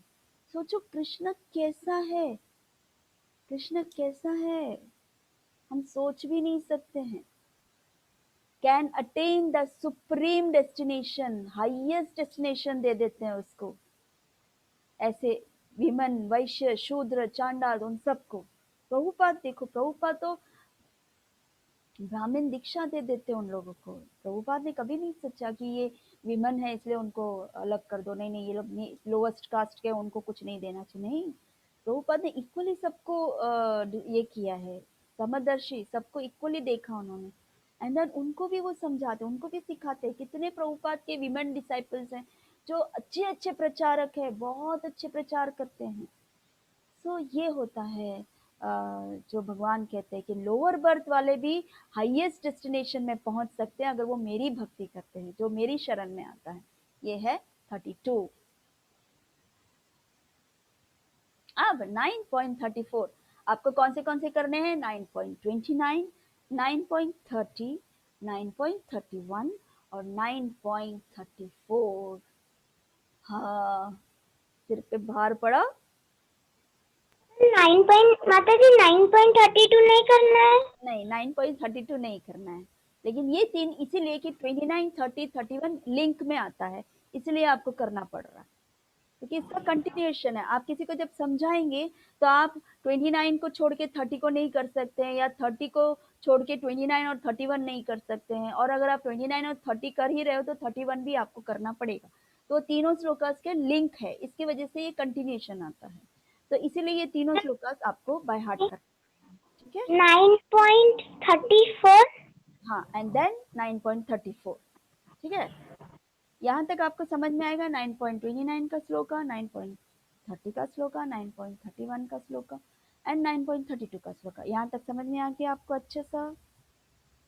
कोई कंफ्यूजन नहीं है? बहुत फास्ट नहीं जा रही हूँ मैं, राइट? अच्छे से समझ में आ रहा है? इंटरेस्टिंग है कि बोर हो रहे हो? बोर नहीं हो रहे हो ना? ठीक है। ओके, तो हम फाइनली 9.34 को फटाफट ले लेते हैं। ओके, और ये जो श्लोकास है मैं आप लोगों को ऑडियो रिकॉर्डिंग भेज दूंगी, ताकि आप उसके अनुसार आप प्रोनाउंसिएशन के साथ आप कर सकें, ठीक है ना? मैम ये माता जी ये सब श्लोका मेरी मम्मी ने करवाया है। अरे वाह, ये तो बहुत अच्छी बात है। तब तो तुम्हें ट्रांसलेशन भी आना चाहिए, है ना? Very good, very good. चलो, फिर भी तुम मुझे ऑडियो रिकॉर्डिंग भेजना। Okay, so okay, now last 9.34। ये बहुत ही, मुझे बहुत अच्छा लगता है ये श्लोका। क्या बोल रहे हैं 9.34 में भगवान? मन्मना भव मद्भक्तो मद्याजी मां नमस्कुरु माम एवैष्यसि युक्तैवम् आत्मानं मत्परायणः। मन्मना भव मद्भक्तो मद्याजी मां नमस्कुरु माम एवैष्यसि युक्तैवम् आत्मानं मत्परायणः। मन्मना भव मद्भक्तो मद्याजी मां नमस्कुरु मामेवैष्यसि युक्तैवम् आत्मानं मत्परायणः। कृष्ण कितना सुंदर सा गाते हैं, हमें ही अच्छा लगता है, तो कृष्ण कितना सुंदर गाते होंगे इसको।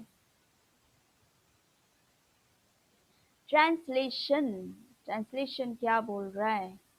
Engage your mind always in thinking of me. Become my devotee. Offer obeisances to me and worship me. Being completely absorbed in me, surely you will come to me. कितने बार मी किया है भगवान ने? अगर हम ऐसे बोलते तो, मेरे पास आओ, मेरा ये काम करो, मुझे ऐसा करो, ये मेरा है, मुझे, मेरी गाड़ी है, मेरी शरण में आओ। अगर हम बोलेंगे तो कैसा लगेगा? फनी लगेगा, और हम कुछ कर भी नहीं सकते हैं। हम जो बोल सकते हैं, बाकी करना तो हमें आता ही नहीं। लेकिन भगवान यहाँ पर कितने बार नहीं बोला है, कितना कॉन्फिडेंस। कौन बोलेगा ऐसा? सिवाय भगवान के कोई और बोल सकता है क्या? और भगवान है इसीलिए वो बोल रहे हैं ना।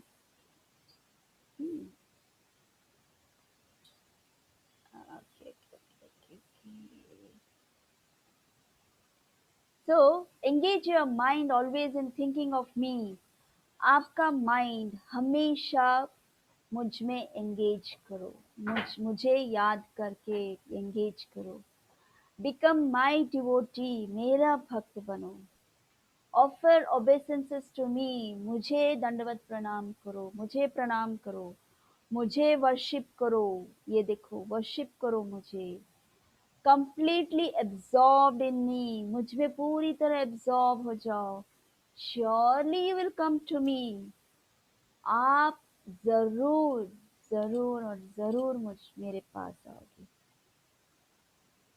ये श्लोका इतना अच्छा है, इतना अच्छा है, मुझे बहुत अच्छा लगता है कि भगवान जब बोलते हैं कि अब तुम ये करो, तुम ये करो, तुम ये करो, और तुम मेरे पास आओगे। ये बात है।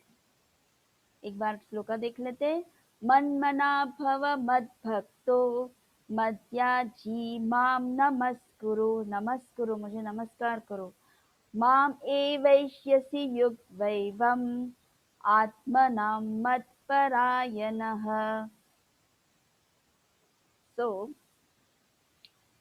it is clearly indicated that Krishna consciousness is the only and only means of being delivered from the clutches of this contaminated material world. ये हमने लास्ट सेशन में भी पढ़ा था कि reactions, good reactions, bad reactions से हम कब मुक्त हो सकते हैं? जब हम पूरी तरह कृष्ण को समर्पित करेंगे। हम पूरी तरह कृष्ण को समर्पित करेंगे, तब हम इस जन्म मृत्यु जरा व्याधि से मुक्त हो जाएंगे। तब हमें ये शरीर नहीं मिलेगा। हमें जो शरीर मिलेगा वो दिव्य शरीर मिलेगा, जो ऐसा दिव्य शरीर जो कृष्ण के धाम में जा सकता है, और वो कभी वापस इस मृत्यु लोक में या कोई अन्य प्लैनेट में कभी नहीं जाएगा। क्यों? क्योंकि वो कृष्ण के पास आ गया है। एंड कृष्ण खुद बोलते हैं कि मैं तुम्हारा सब रिएक्शंस ले लूंगा, तुम मेरे पास आ जाओ। तुम अगर ये सब करोगे तो तुम्हें ये सब कोई रिएक्शंस नहीं लगेगा, और फिर तुम्हें मटेरियल बॉडी भी नहीं मिलेगा। तो ये एक ही मात्र एक इंस्ट्रूमेंट है कृष्णा कॉन्शियसनेस हमारे लिए, कि हम इस मटेरियल कंटामिनेटेड मतलब डर्टी, जिसमें जिसमें पूरी तरह अम, जिसमें पूरी तरह कभी कोई दुख ही दुख है, इसमें कोई सुख ही नहीं है। कंटामिनेटेड मतलब पूरी तरह मैली, इम्प्योर मटेरियल वर्ल्ड है ये। इस इम्प्योर मटेरियल वर्ल्ड से हमें बाहर निकालने के लिए एक ही शस्त्र है, वो है Krishna consciousness. So, is only means of being delivered from the clutches of this contaminated material world. All devotional service should be offered to the Supreme Personality of Godhead, Krishna. हमारी सभी devotional service should be offered to Krishna, the Supreme Personality of Godhead. Next, हाँ, यहाँ तक तो हमने पढ़ा। अब कुछ ऐसे लोग भी, कंस जैसे लोग भी इस पृथ्वी लोक में है। आपने तो अभी देखा नहीं है, लेकिन बहुत सारे लोगों ने एक्सपीरियंस किया है। कैसे लोग? There are some who are demonic, they also think of Krishna. हाँ, लेकिन जैसे अभी मैंने बताया, जैसे कृष्ण ने यहाँ कहा कि पूरी तरह डिवोशनल सर्विस मुझे जो ऑफर करता है वही इस मटेरियल वर्ल्ड से बाहर निकल सकता है, लेकिन पूरी तरह नित्य मेरी चिंतन में रहना, राइट। लेकिन इसमें ऑपोजिट में प्रभुपाद ने ये भी कहा कि कुछ लोग ऐसे भी हैं, there are some who are demonic, they also think of Krishna. जैसे कंस, कंस जो था वो नित्य नित्य नित्य कृष्ण के बारे में ही सोचता था, बट कैसे? द्वेष से, एनवियसली। ये कंस है, इसने कृष्ण को मारने के लिए, 8वां बच्चे को मारने के लिए, 8वां बच्चा आए उसको मारने के लिए, बाकी के जो 7 बच्चे जो पैदा थे उसको पूरी तरह क्रूर से, बहुत ही क्रूर से मारा उसने, राइट। फिर जब वो 7वां बच्चा, तो सॉरी 6 बच्चे को तो मार ही दिया, 7वां बच्चा तो बलराम जी थे। फिर 8वां बच्चा जो था वो तो ऑलरेडी भगवान खुद गोकुल में चले गए थे, और वहां से वो दुर्गा मैया को लाए। फिर दुर्गा मैया वहां पर उस बच्ची के रूप में आए उधर, और जैसे ही वो फेंकने जाता है उसको, तो दुर्गा मैया उसको बोलती है कि हे मूर्ख, तेरा जो काल है वो ऑलरेडी जन्म ले चुका है, अभी तो कुछ नहीं कर सकता है, तुझे जो करना है कर ले करके। तब वो भयभीत हो जाता है, तब वो डर जाता है, और वो उस डर में वो क्या करता है, अरे कृष्ण तो अभी छोटा ही है ना, अभी से मार दूंगा तो बड़ा होके ही तो मुझे मार सकता है, अभी तो छोटा सा शिशु है वो, शिशु को तो कोई शक्ति नहीं होती है, उसको तो हम इमीडिएटली मार सकते हैं, गला दबा दो मर जाता है, उसको किसी से भी मरवाओ तो वो जल्दी मर जाए, उसको पानी में डुबा दो मर जाएगा, इसी यही समय है उसको मारने के लिए। ऐसे सोच सोच के वो कितने सारे असुरों को भेजता है, इतने अनगिनत असुरों को भेजता है, लेकिन जब वो परास्त हो जाता है तब उसे डर बैठ जाता है कि वो इतना छोटा सा बच्चा पूतना को मार दिया उसने, ये कैसे मार सकता है, ये जरूर मुझे मार देगा, ये जरूर मुझे मार देगा, ये जरूर मुझे मार देगा, कृष्ण मुझे मार देगा, कृष्ण मुझे मार देगा, बस वही सोचता रहता है। फिर उस डर में वापस वो किसी और असुर को भेजता है, वो असुर भी मर जाता है, उसको भी कृष्ण मार देते हैं, फिर वापस उसको और डर बैठ जाता है, उस डर डर डर में वो चिंतन करता रहता है। लेकिन प्रभुपाद क्या बोलते हैं, he was also thinking of Krishna, but thinking of Krishna उसका मतलब ये नहीं कि वो भक्त है, वो कैसा वो चिंतन करता था उस पर भी डिपेंड करता है। हम कैसे भक्ति करते हैं, भगवान को देते हैं, भगवान को प्रेम करना चाहते हैं, भगवान से भगवान के साथ जाना चाहते हैं, भगवान के साथ गोलोक धाम में हम उनके फ्रेंड बनना चाहते हैं, हम उनके साथ खेलना चाहते हैं, कृष्ण को जो पसंद है हम उनको देना चाहते हैं, कृष्ण को जो अच्छा लगता है हम वो करना चाहते हैं, हमारा भाव वो रहता है।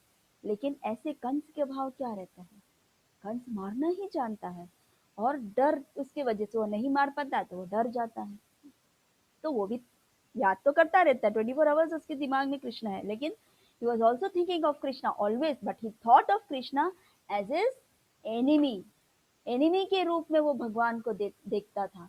He was always in anxiety, wondering when Krishna would come to kill him. वो हमेशा डर में रहता था, भय में रहता था. अभी कृष्ण आ जाएगा, मुझे मार देगा. अभी कृष्ण आ जाएगा, मुझे मार देगा.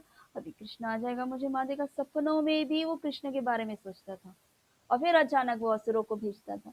फिर जब असुर मर जाते थे तो वापस उसको जब मैसेज मिलता था तो वापस वही उसकी भाव होता था, कृष्ण मार देगा, कृष्ण मार देगा, कृष्ण.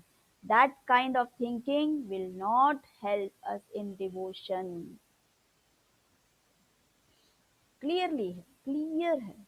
ऐसे लोगों को भगवान भक्ति नहीं देते हैं. ऐसे लोगों को डिवोशन डिवोटी नहीं कहते हैं. ऐसे भगवान बोलना चाहते हैं.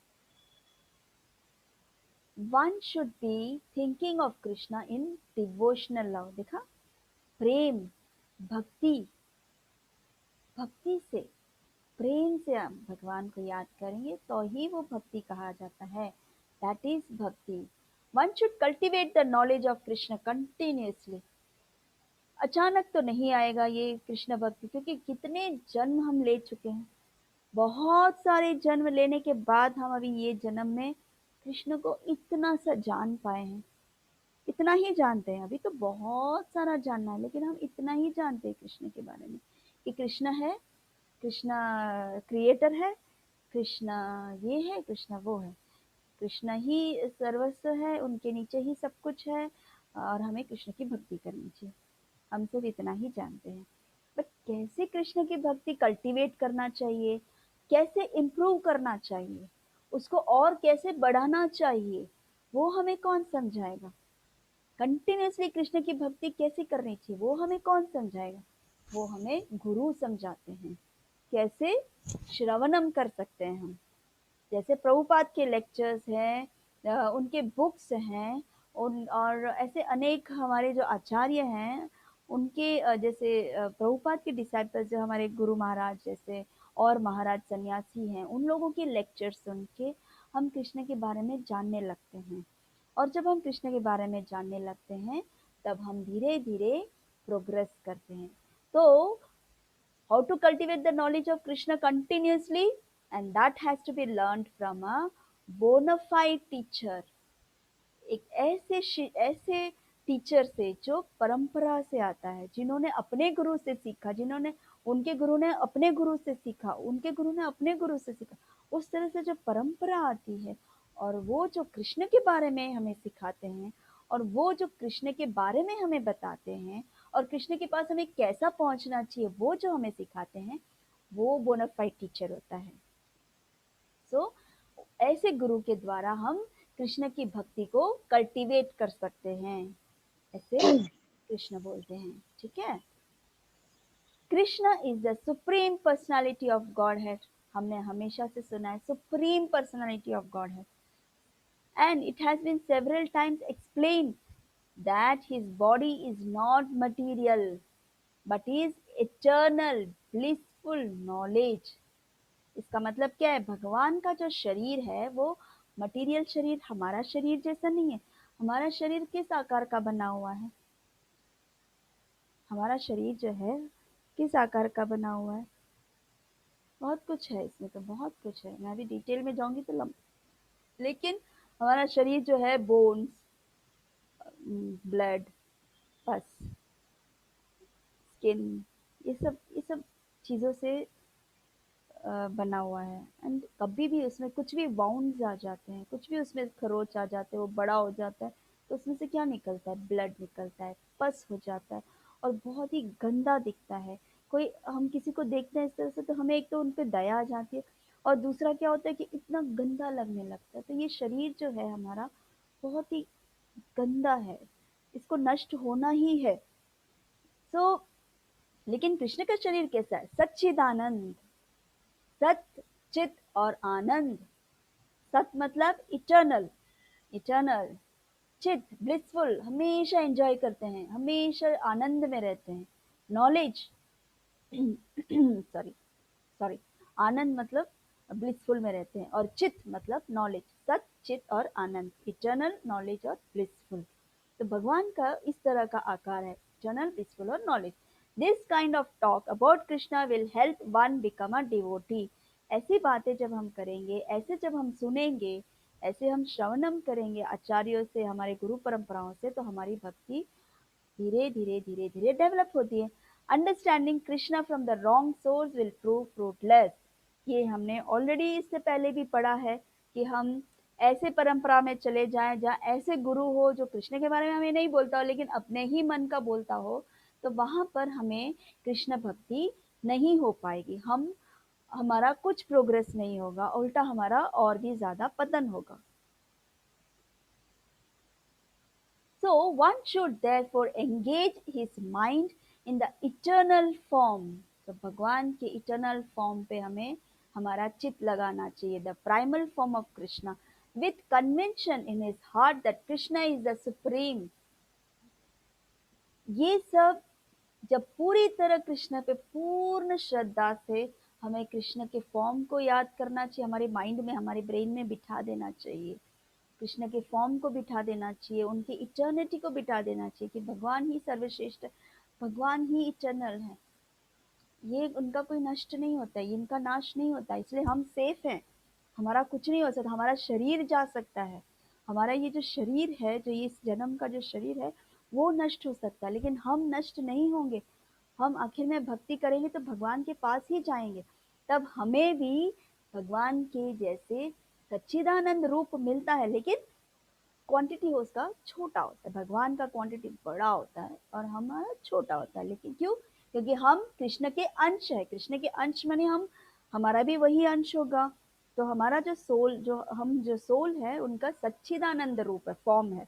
जब ये मटेरियल बॉडी जो फॉर्म जो है वो भक्ति के द्वारा नष्ट हो जाता है, द्वारा हम उसका नष्ट कर देते, तो हमारा जो स्पिरिचुअल फॉर्म होता है वो सच्चिदानंद होता है, भगवान के जैसा. So यही है, with the conviction in his heart that Krishna is the supreme. Krishna he supreme है, ऐसे अपने आप को कन्विंस करके उसको पूरी तरह 100% उसको बिठा देना चाहिए माइंड में. उस पर कोई शंका नहीं होनी चाहिए, कोई शक नहीं होना चाहिए. He should engage himself in worship. देखो, जैसे तिलक लगाना, प्रणाम भगवान को ओबेसेंस करना, भगवान को आरती करना, जप करना, उस तरह से रोज जो करता है, ये सभी भगवान के चित्त में ही रहता है, उसके स्मरण में. देखो, one must engage in the 9 different process of devotional service. हमने ये भी पढ़ा है नवविधा भक्ति के बारे में, काफी कुछ हमने इसके बारे में पढ़ा है. नवविधा भक्ति हमें करनी चाहिए. उस नवविधा भक्ति में सबसे पहले कौन सा है? श्रवणम और कीर्तनम. बिगिनिंग विथ श्रवणम एंड कीर्तनम. श्रवण कीर्तन से ही, श्रवण मतलब हम सुनते रहे भगवान के बारे में, हम कीर्तन करते रहे, चैंटिंग करते रहे, और चैंटिंग और श्रवणम से ही हम कृष्ण के बारे में बहुत अधिक जानकारी ले सकते हैं और हमें धीरे धीरे कृष्ण के प्रति प्रेम जागृत होता है. Pure devotional service is the highest achievement of human society. Human society का कोई बोलता है ना कि मटेरियल वर्ल्ड में कि ये डॉक्टर की मैंने पढ़ाई की है, ये सर्टिफिकेट अगर मुझे मिल जाए तो मैंने अपनी पूरी लाइफ की जो डॉक्टरी जो मैंने किया है वो मेरी अचीव हो जाएगा, ऐसा बोलते हैं. एक लॉयर होता है या एक जज होता है, व्हाटएवर, एक लॉयर एक केस लेता है, हाँ, तो वो केस अगर वो जब बहुत ही मुश्किल वाला केस होता है, नामुमकिन होता है वो केस जीतना, तो फिर भी वो अगर डिटर्मिनेशन कर लेते कि किसी भी तरह अगर मैं इस केस में जीत जाऊँ ना तो मुझे अचीवमेंट मिल जाए, लोग मुझे वाह वाह करेंगे और जितने केसेस आएंगे अब मेरे पास आएंगे. वो जो अचीवमेंट होता है ना, वो अचीवमेंट की बात है. ये मटेरियल अचीवमेंट, ये स्पिरिचुअल अचीवमेंट है. स्पिरिचुअल अचीवमेंट क्या है? प्योर डिवोशनल सर्विस जो कर लेता है वो हाईएस्ट अचीवमेंट है ह्यूमन सोसाइटी के लिए. Any person who is engaged in the worship of demigods is most unintelligent. हमने अब तक तो ये समझ ही लिया होगा कि जो देवी देवताओं को भजता है वो अनइंटेलिजेंट व्यक्ति होता है, राइट? हम जानते हैं. And they can not achieve at any time the supreme award of Krishna.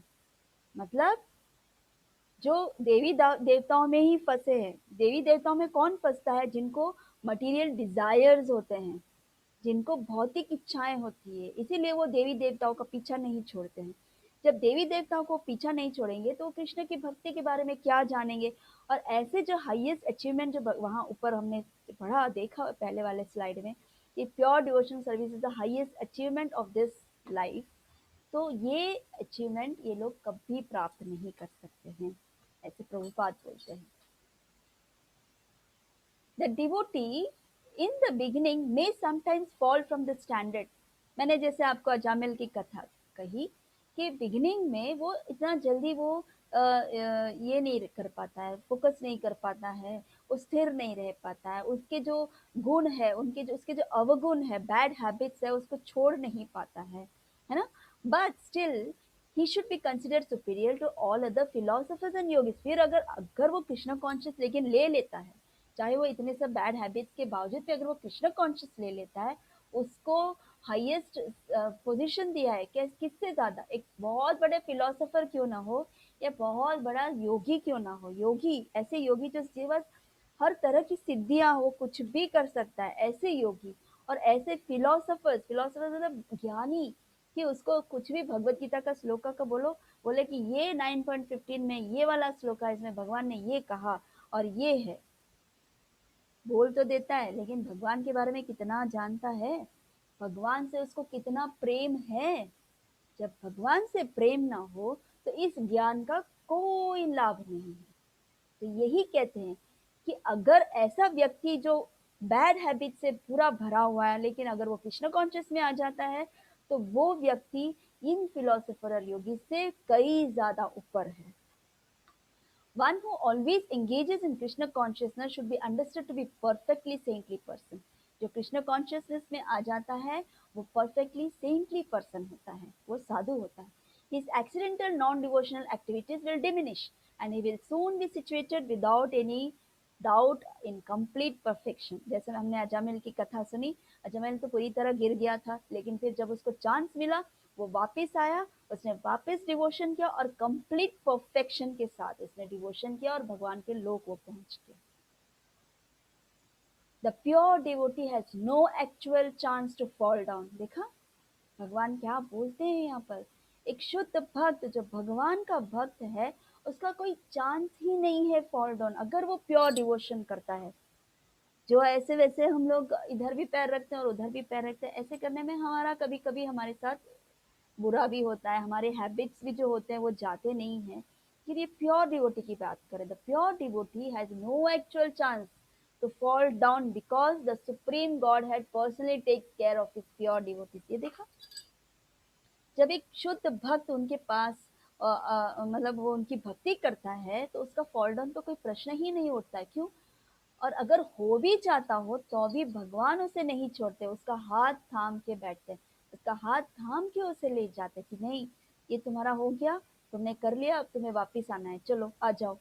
भगवान माफ कर देते हैं उसको, उसकी गलतियों का कोई उसको पनिश नहीं करते हैं, उसको माफी मिल जाती है। और फिर वो वापस जब भक्ति करता है शुद्धता से, जब उसका माइंड क्लियर हो जाता है और विद डिटर्मिनेशन वो कृष्ण की भक्ति करता है, तब वो पूरी तरह परफेक्ट डिवोटी होता है। In the International Society for Krishna Consciousness, we have got so many literatures. In the International Society for Krishna Consciousness, ISKCON का फुल फॉर्म मुझे बहुत सारे लोगों को शायद कुछ बच्चों को, शायद नए बच्चों को शायद ना पता चले, लेकिन हमारा जो ISKCON का जो फुल फॉर्म क्या है, I for International, S for Society, K Krishna, ISKCON Society for Krishna, CON Consciousness, ISKCON का फुल फॉर्म है international society for Krishna consciousness.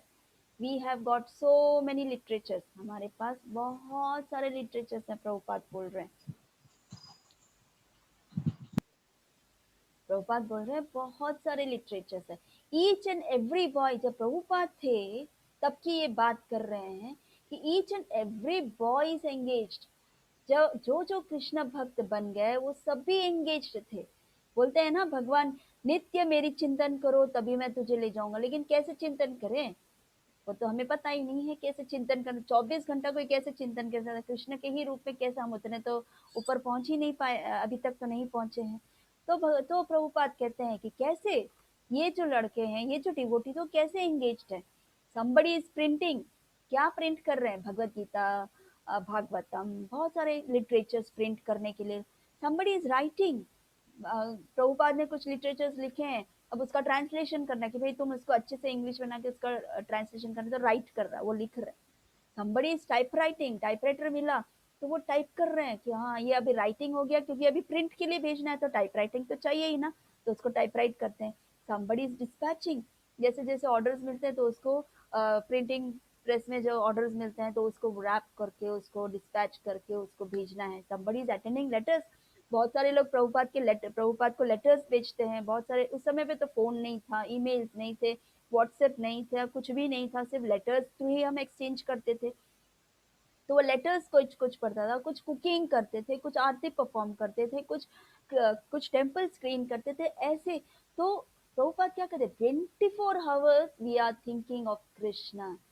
ये जो कृष्ण के लिए करते हैं ये है भक्ति, कृष्ण के लिए सोचते हैं। प्रिंटिंग किसके लिए, कृष्ण के लिए। राइटिंग किसके लिए, कृष्ण के बारे में। टाइपराइटिंग क्या है, कृष्ण का ही है। डिस्पैचिंग क्या है, कृष्ण के बुक्स को डिस्पैच कर रहे हैं। अटेंडिंग लेटर्स, भक्तों के क्या प्रॉब्लम्स है, भक्तों के लिए हम ये लेटर्स अटेंड करते हैं। कुकिंग क्या है, भगवान के लिए भोग बनाते हैं, भक्तों के लिए भोग बनाते हैं। क्लीनिंग क्या है, भगवान के मंदिर को क्लीन कर रहे हैं, भगवान के रूम्स को clean. Everything belongs to Krishna, एक एक चीज। यहाँ कहाँ बाहर मटेरियल है, कहीं भी मटेरियल दिख रहा है नहीं। We are thinking of Krishna, how, because we are engage in the duties of Krishna. Krishna को चित्त में लाना, कृष्ण क्या बोलते हैं, 24 आवर्स मेरी स्मरण करते रहना, मतलब किस तरह से, इस तरह से कंटिन्यूसली उनका जो एंगेजमेंट है, उनका माइंड जो है कृष्ण के लिए और कृष्ण के ही ड्यूटीज में एंगेज रहता है। ये है, ये सिर्फ इस्कॉन में होता है। Therefore, what is the difference between materialism and spiritualism? Material life में भी लोग टाइपराइटर यूज करते हैं, उस जमाने में तो लोग टाइपराइटर, अभी तो कंप्यूटर है। मटेरियली भी लोग कंप्यूटर यूज करते हैं, लोग अपने घर में कंप्यूटर रख लेते हैं, कोई काम करते हैं, घर ऑफिस का काम करने बैठ जाते हैं, राइट। अभी तो ये कोरोना आ गया तो लोग, काफी लोग घर पे बैठकर काम करते हैं।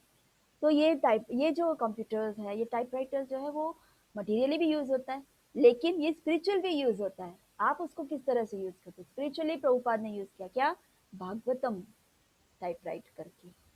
The same dictaphone is there, dictaphone, ये रिकॉर्डिंग करना, रिकॉर्डिंग बहुत सारे लोग अपना अपना मटेरियली रिकॉर्ड करते हैं, बहुत सारी चीजें रिकॉर्डिंग करते हैं, आप सब जानते हैं। हम बहुत सारी वीडियोस देखते हैं जिसमें लोग अपना वीडियोस रिकॉर्डिंग करते हैं, अपना वीडियोस निकालते हैं, उसको यूट्यूब में डालते हैं।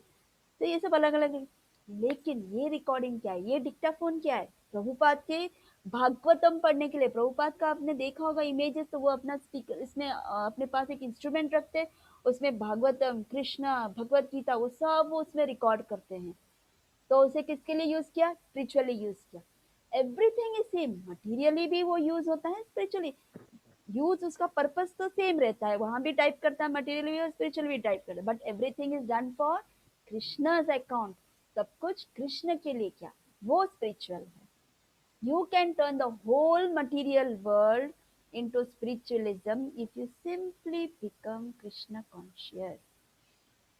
बहुत ही सिंपल लाइन है कि अगर आप Krishna conscious, simply Krishna conscious करोगे तो आप पूरे वर्ल्ड को कृष्ण कॉन्शियसनेस में बदल सकते हैं, पूरे वर्ल्ड को स्पिरिचुअल में बदल सकते हैं। लेकिन उसके लिए हमारा डिटर्मिनेशन, हमारा जो भक्ति है, हमारा जो डिवोशन है वो प्योर होना चाहिए।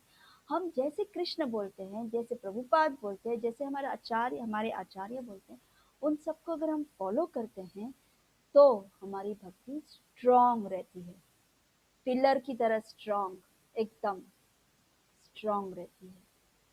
तो ये है आज की श्लोकास के बारे में। श्रेया को तो नींद आ गई। सो ये है 9.34 का इम्पोर्टेंस, मन मना भवन। प्रभुपाद इसको बहुत ज्यादा उनके लेक्चर्स में इसको बहुत ज़्यादा वो बोलते हैं, मन मना भव मत भक्त भक्त, क्योंकि वो भगवान बोलते हैं ना उसमें, मुझ में ये करो, मुझ में वो करो, मैं ये करूँ, मुझे में ये करो, तो फिर तुम मेरे पास आओगे। तो इतना इम्पोर्टेंट श्लोक है, इतना अच्छा श्लोक है। तो ये है आज का क्लास।